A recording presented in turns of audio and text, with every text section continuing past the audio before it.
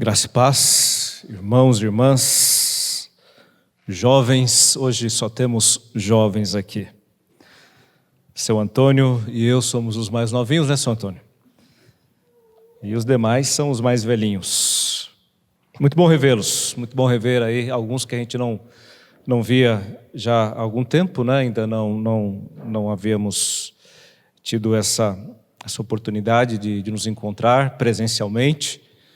E é muito bom esse tempo aqui juntos para louvarmos ao Senhor, ouvirmos a sua palavra. Bom rever irmãos lá de Santo André conosco aqui também, Tiago, Marquinhos, noiva do Marquinhos, enfim, todos os que estão conosco aqui nos visitando. Sejam muito bem-vindos. Me convidaram para trazer uma palavra e Deus colocou no meu coração 1 João capítulo 2, versículo 14. Eu quero deixar essa palavra com você. Eu não vou me demorar, a palavra é breve, é objetiva, mas que você esteja atento àquilo que Deus tem para falar com você nessa noite. 1 João, lá no finalzinho da Bíblia, capítulo 1, versículo 14. A palavra do Senhor diz assim, lá na sua parte final, a parte que compete a nós nesta noite.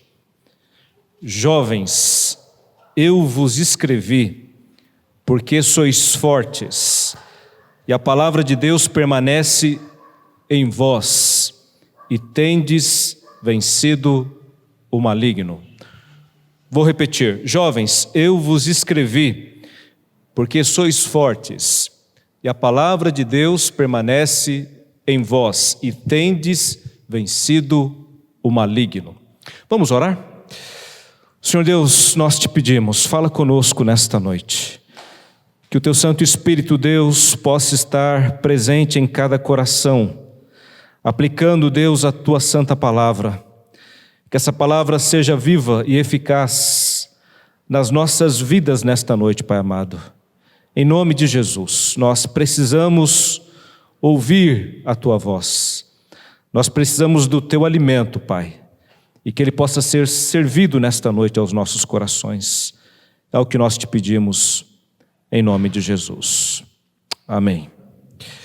Há 3 lições nesse texto aqui que eu quero compartilhar com você nesta noite, e tem a ver com os períodos da vida. Falamos de juventude, não é? Em especial, mas a primeira lição que eu encontro nesse texto aqui, meus irmãos, é que em cada período da vida, nós temos os nossos desafios. Cada período da vida, a vida ela vai ter as suas mais diferentes etapas. Nós classificamos mais ou menos assim, infância, juventude e velhice. É a classificação que nós temos hoje e talvez a classificação mais antiga. Outras classificações existiram durante a história, até porque a história ela é muito diferente, né? Lá nos primeiros anos da história, né? Segundo a Bíblia, as pessoas viviam muito tempo, uma longevidade, né? Como é que eu vou estabelecer a adolescência lá entre os patriarcas, né? Eles viviam 700, 800 anos, né? Meio complicado para a gente estabelecer a adolescência, infância, juventude. Os padrões vão mudando, né? É claro que mesmo na história bíblica isso já vai ficando, logo nos primeiros tempos também, isso vai ficando já muito já delimitado. Quando Moisés escreve, lá no Salmo 90, ele diz para nós, no versículo 10, que a duração da nossa vida é de 70 anos. Ali ele já está estabelecendo uma idade já bem menor, né? Diferente daquelas dos tempos iniciais. Ele fala de 70 anos e em alguns, em havendo robustez, vigor, vão chegar a 80, não é? Então nós temos aí uma média de 70 anos, 80 anos para a nossa vida. Hoje a gente ouve falar, por exemplo, na terceira idade, não é? Terceira idade é um termo bem comum no nosso meio. E se existe uma terceira idade, existe também uma primeira idade, uma segunda idade, não é? Quais que seriam então essas idades? Bom, primeira idade seria até os 20 anos, do 0 aos 20. Segunda idade, dos 21 até os 49, mais ou menos, e a terceira idade a partir dos 50 anos. E hoje, mesmo com a longevidade que nós temos visto, já estão aí repensando também essa classificação sobre a terceira idade. Já tem até já aí uma quarta idade. Enfim, o fato é que a nossa vida ela é feita de períodos.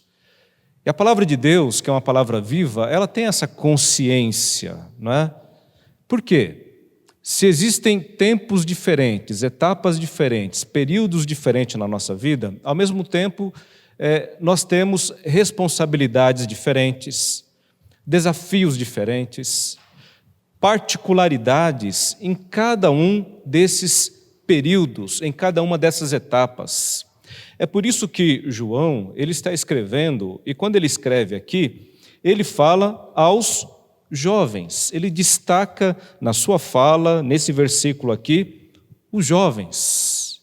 E ao falar dos jovens, ele se refere a eles como sendo o quê? Fortes. Jovens, eu vos escrevi porque vocês são fortes.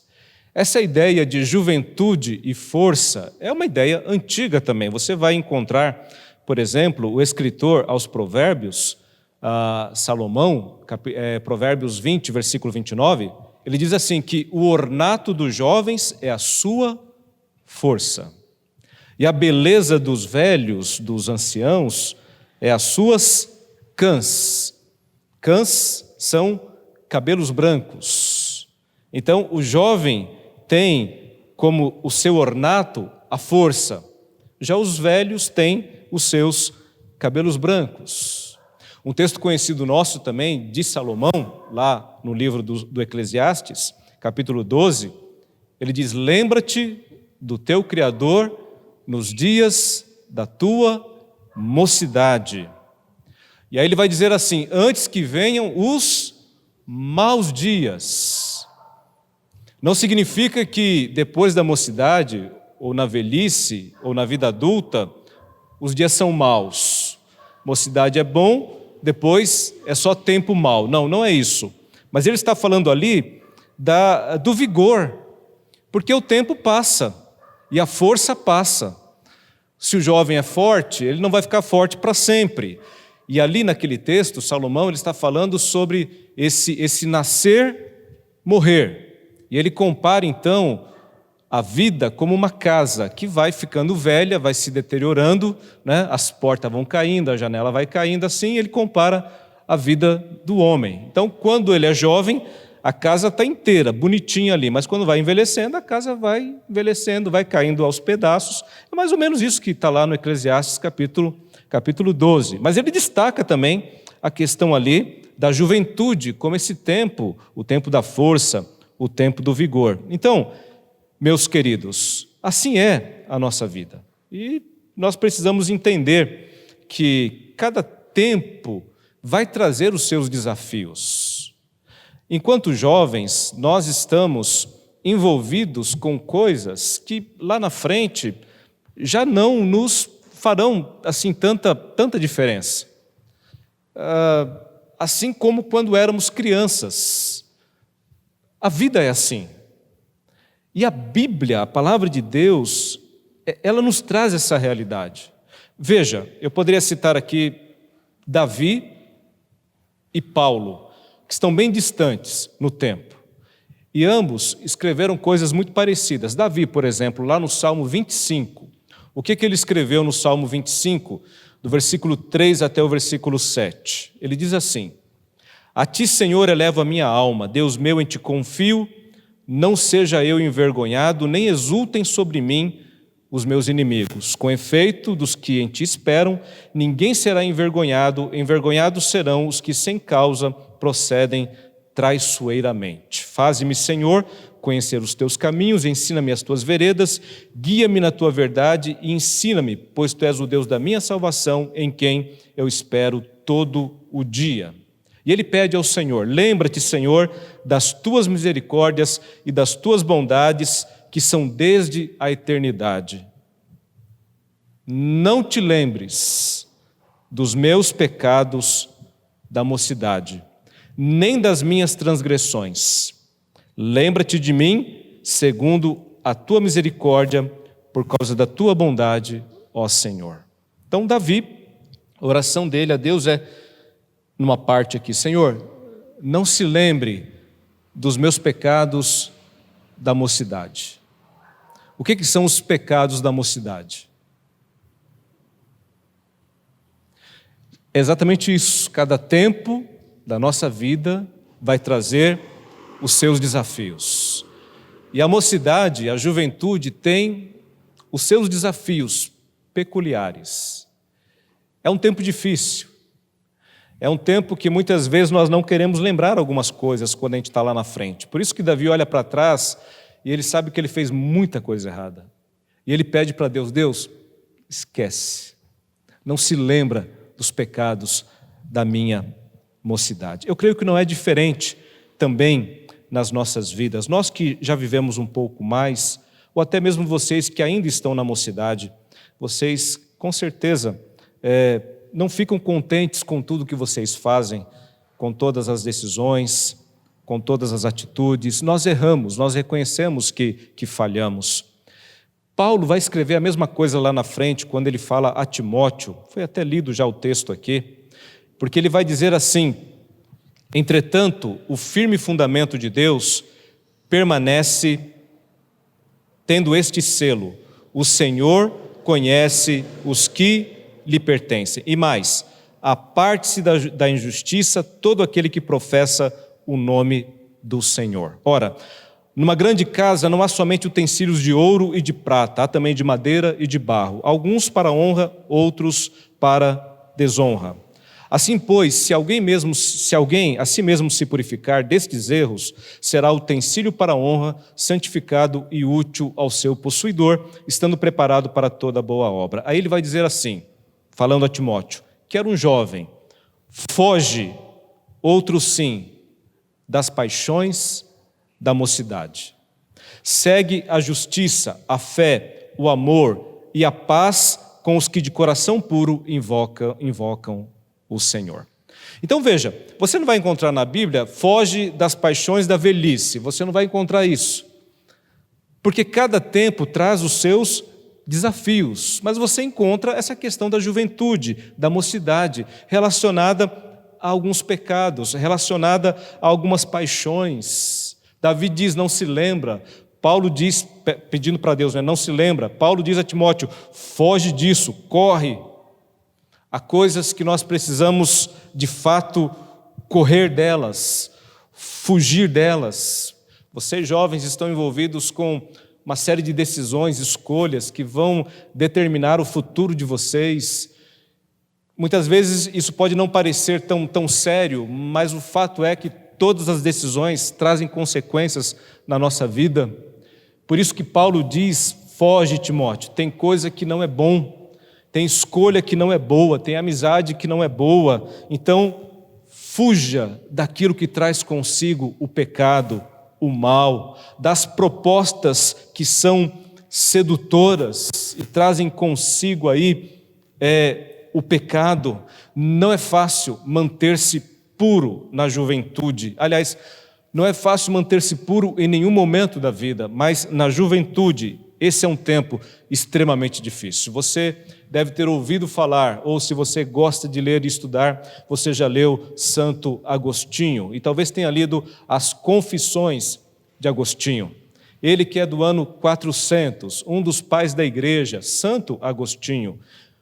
Ele, nas suas confissões, em determinada parte, ele reconhecendo a sua miséria, ele diz assim, mas eu jovem miserável, sim, miserável desde o despertar da juventude, já te havia pedido a castidade. Ele pediu a Deus, e ele reconhece aqui nas suas confissões, que ele pediu a Deus, dá-me castidade e continência. Olha que bonita oração, né? Já pensou, você jovem, pedindo para Deus, Deus me dá santidade, me dá castidade, me dá pureza. Essa foi a oração de Agostinho na sua juventude. Só que não foi só isso, né? Ele termina assim, dá-me castidade e continência, mas não agora. Ou seja, Ele sabia que ele precisava viver algumas realidades na sua vida, mas ele não queria ao mesmo tempo vivê-las ou deixá-las. Há paixões que o amarravam, o prendiam. Então ele pede a Deus: Deus, me livra disso, mas não agora. Eu sei que você não tem esse problema, né? Mas muitos têm.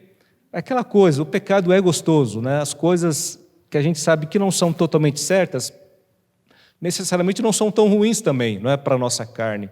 E a gente acaba querendo, e muitas vezes essa luta, esse conflito faz parte da nossa vida, faz parte da nossa caminhada.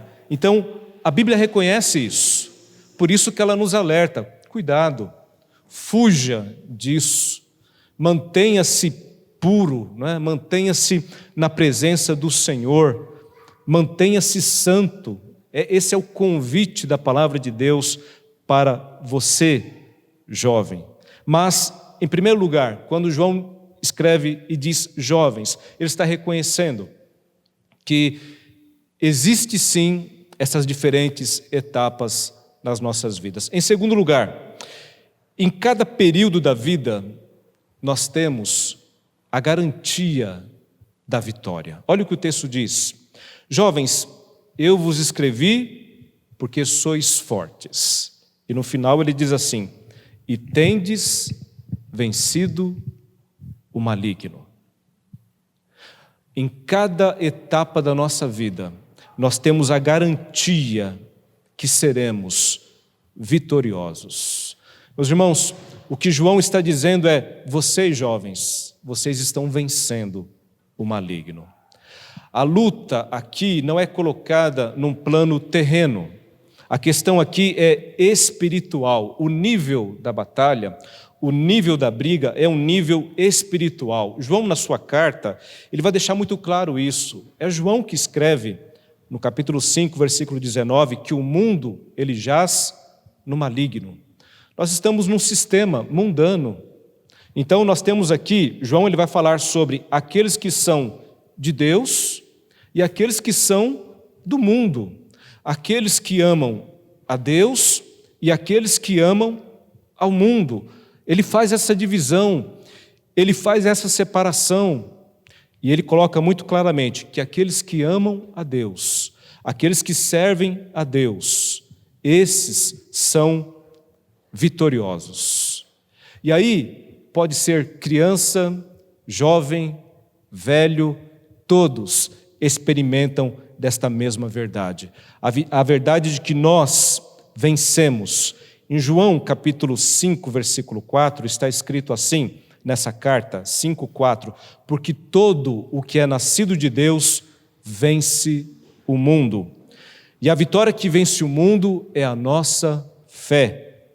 João 4:4, ele diz assim: filhinhos, vós sois de Deus e tendes vencido os falsos profetas, porque maior é aquele que está em vós do que aquele que está no mundo. A realidade do maligno, ela é presente. Nós vivemos num mundo mau, num mundo de pecado. Todos nós enfrentaremos as batalhas aqui nesta vida, mas uma coisa é certa: nós podemos vencer. Não é porque o tempo da juventude é um tempo mais difícil, porque nesse tempo nós seremos derrotados e vamos alcançar vitória só lá na frente. Não. A vitória, meus irmãos e meus queridos, é garantida para nós em todas as etapas da nossa vida, inclusive na juventude. Jovens, eu vos escrevi porque vocês são fortes. E essa força aqui não é a força, não é, do braço, é a força espiritual. É a vida com Deus, que faz com que um jovem possa vencer o maligno, possa vencer as tentações, possam vencer todas as adversidades. O tempo de João não é diferente do nosso tempo, queridos. O tempo que os jovens de João, não é? Ali os jovens da Ásia Menor viviam, não é muito diferente do tempo que nós vivemos. O que havia naqueles dias, há também nos tempos de hoje. Inclusive, aquele tempo não é diferente também do tempo dos reformadores, ali do século XVI. Aqui na sua carta, João, ele está falando, por exemplo, sobre os falsos profetas, os falsos ensinos, que eles deveriam combater os erros que estavam entrando dentro da igreja naqueles dias. O problema naqueles dias era o gnosticismo. Lá na Reforma, o problema já era as indulgências. O problema aqui na igreja primitiva era a cristologia, não é? A doutrina de Cristo. Lá na Reforma, o problema era a soteriologia, a doutrina da salvação. Lutero se levanta contra a venda de indulgências. E vocês já estudaram e sabem que as indulgências era aquela carta de perdão, não é? Que se vendia naquela época para perdoar pecados nesta vida e, conforme a crença romana, no purgatório também, a possibilidade até de perdoar pecados daqueles que estavam neste lugar chamado purgatório, conforme a crença romana. Lutero se levanta contra isso, porque isso é um engano, é uma perversão da verdade, uma perversão da palavra. E veja, assim como Deus usou os jovens deste tempo aqui, de João, usou na Reforma Protestante tantos outros jovens, homens, mulheres de Deus, Ele continua nos usando também, meus irmãos. Porque nós podemos ter a certeza da vitória, porque Deus está conosco. Esta vitória não somos nós que alcançamos, mas é o Senhor quem alcançou por nós. A vitória é certa, nós já vivemos, nós já desfrutamos desta vitória. Nós estamos vivendo aqui numa tensão entre o já e o ainda não. A vitória é certa. O inimigo que João fala aqui, ele já está vencido. Satanás já está derrotado, o fim dele já está decretado. Não há nenhuma possibilidade de mudança nisso, ele já perdeu. Ele já foi ali na cruz exposto à vergonha. Ele e todos os principados e potestades. Mas nós vivemos aquilo que os teólogos dizem de o já e o ainda não. Ou seja, a nossa salvação ainda não se completou, porque nós aguardamos o retorno de Jesus, o novo céu e a nova terra. Por isso que aqui nós ainda estamos lutando, batalhando, ainda pecamos, mas podemos pedir perdão a Deus e Ele nos perdoa. João vai dizer isso no primeiro capítulo: se confessarmos os nossos pecados, Ele é fiel e justo para nos perdoar de todo pecado. A vitória é certa, mas a luta haverá. Poderemos cair, mas nos levantaremos. Jovens, eu vos escrevi porque vocês são fortes e vocês têm vencido o maligno. O conselho de Paulo lá em Efésios é: vocês são fortes e continuem sendo fortes. Ele diz assim: fortalecei-vos no Senhor e na força do seu poder. Você precisa, meu querido, continuar buscando esse fortalecimento. E como é que você busca isso? Algumas coisas são fundamentais. Você precisa ler a Bíblia, você precisa orar, você precisa estar na comunhão do Senhor, na comunhão dos irmãos. Isso tudo nos ajuda muito, nos sustenta. Nós precisamos nos fortalecer a cada dia. A vitória é certa, mas a luta vem. E eu posso nem sempre estar ali nessa postura de vencedor.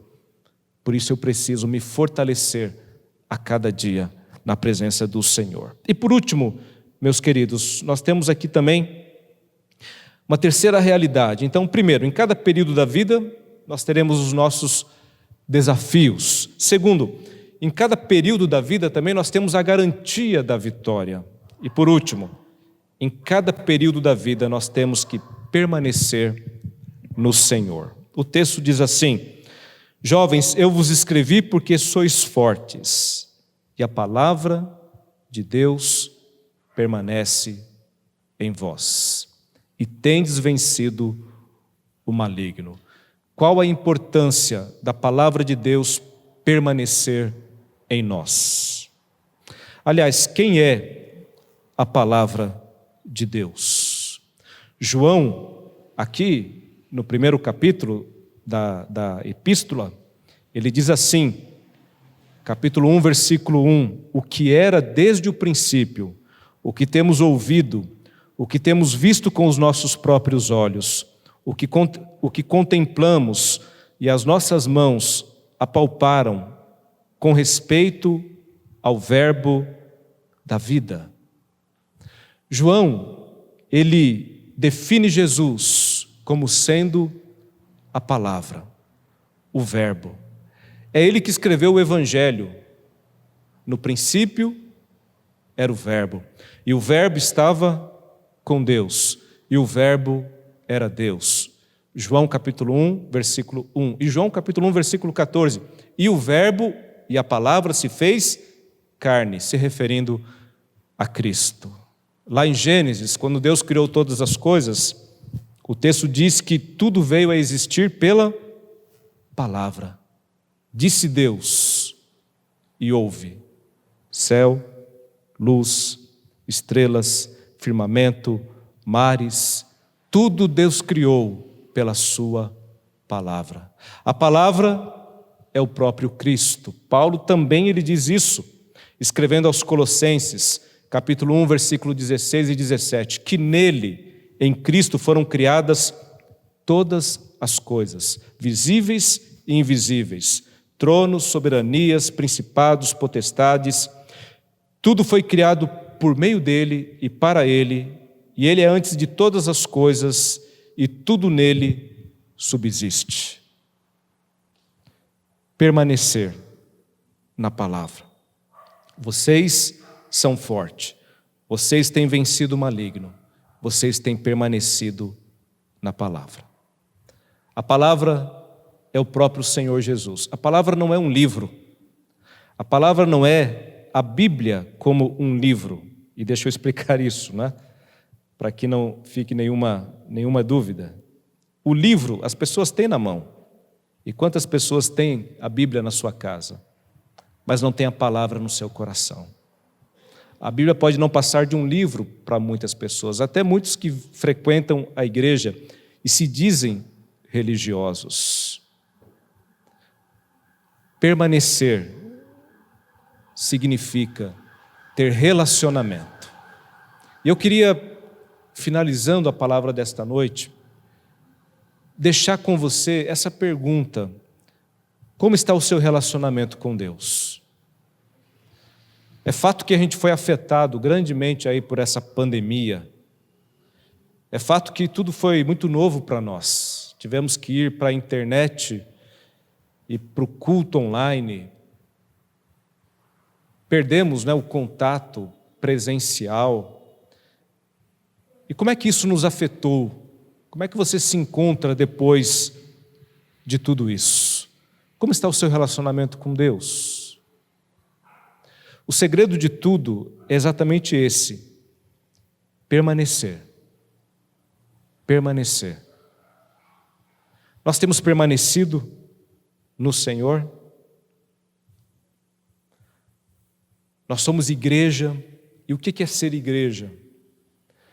Igreja não é um prédio, não é um lugar aonde nós vamos. Isso é misticismo. Muitos acham que Deus ele mora na igreja. Eu vou encontrar Deus na igreja. Eu não encontro Deus em nenhum outro lugar, só na igreja. Então, se eu não for na igreja, eu não encontro Deus. Isso é visão mística. Deus é onipresente. Inclusive, ele diz assim lá em Mateus, Jesus, fecha a porta do teu quarto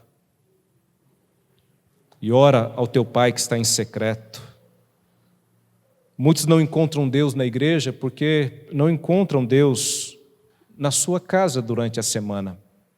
Porque para muitos, a vida com Deus é vida na igreja, é esse momento de culto, esse momento litúrgico, do senta, levanta, ora, canta, ouve a palavra, vai embora. Permanecer não é isso. Vai muito além. Vai muito além. E a questão é, nós temos permanecido no Senhor? Nós temos permanecido no Senhor?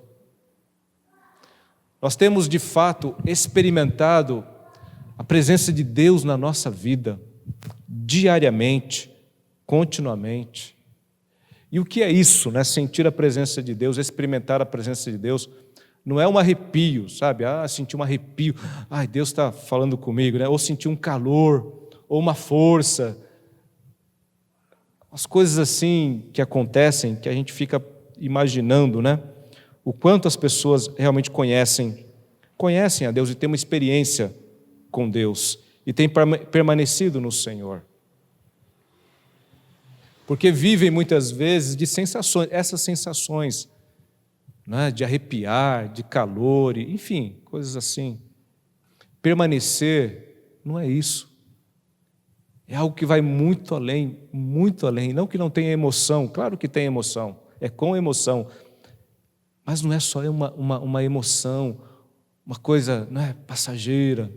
E como a gente vive muito de emoção, é aquela coisa, né? A gente ouve uma palavra, aí o pastor faz um apelo, aí vem todo mundo na frente, ajoelha, a partir de hoje, aí passa 2 dias, já acabou tudo, né? Porque a gente é levado muitas vezes pelas emoções. Mas o convite é não a viver de emoção em emoção, mas é viver na presença do Senhor, é permanecer no Senhor. Se tem uma coisa difícil para nós hoje é permanecer, porque o mundo que a gente vive, a proposta do mundo é exatamente o contrário, é não permanecer. O mundo que a gente vive é o mundo da não permanência, da não constância. O homem pós-moderno, ele não permanece em absolutamente nada. Hoje já não há mais amizades profundas, se faz e se desfaz amigos com a maior facilidade. Não há relacionamentos profundos, se namora, desnamora, casa, descasa e por aí vai. Não há mais permanência, tudo dura muito pouco, muito pouco.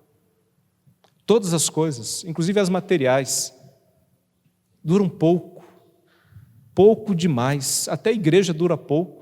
Tem gente que hoje está numa igreja, amanhã está noutra, depois está noutra, depois está noutra, não para em igreja nenhuma, não consegue criar vínculo, não consegue, e vai vivendo de igreja em igreja, de experiência em experiência, de inconstância, falta de permanência, e assim, falta de profundidade, falta de crescimento, falta de amadurecimento, falta de excelência, porque a pós-modernidade, ela não traz excelência em nada. Hoje as pessoas sabem de tudo e não sabem de nada. Eu fico abismado, né, com as redes sociais.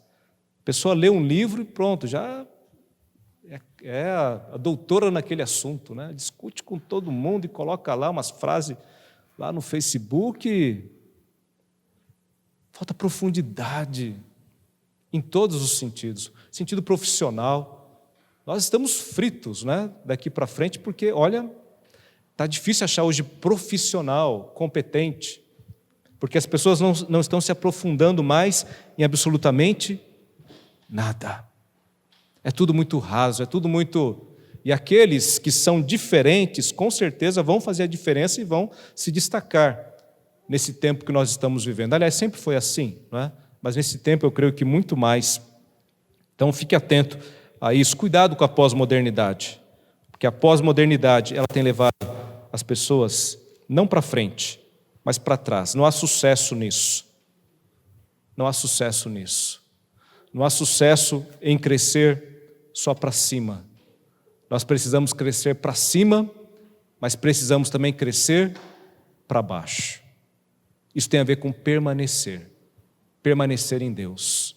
Então, jovem, adolescente, você que me ouve nesta noite, e com coração pastoral, eu digo para você, construa esses alicerces na sua vida.